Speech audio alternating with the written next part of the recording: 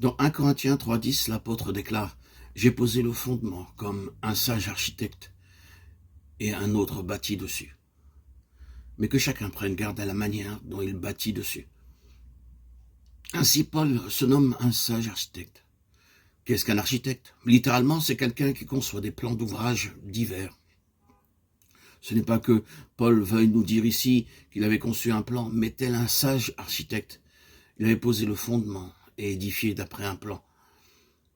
Que signifie donc le langage de Paul? Que veut-il nous dire? Qu'il s'agisse de Moïse ou de David, ces hommes avaient reçu une révélation du besoin, de l'intention de Dieu.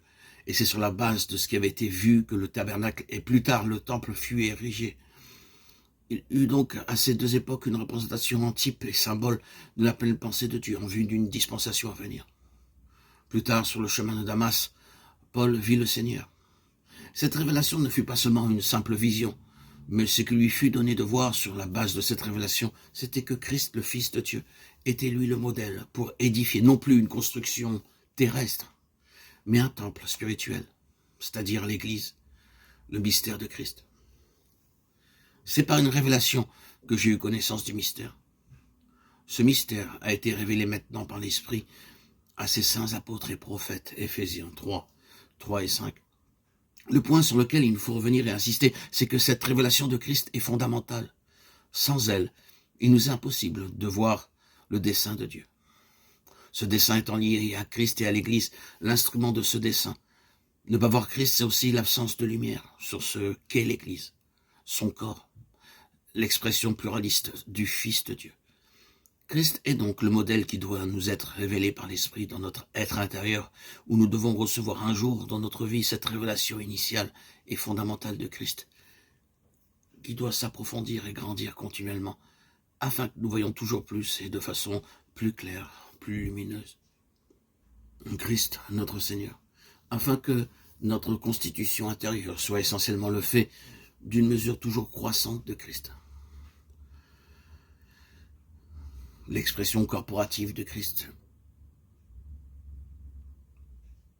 Il faut, nous l'avons dit, une révélation de Christ.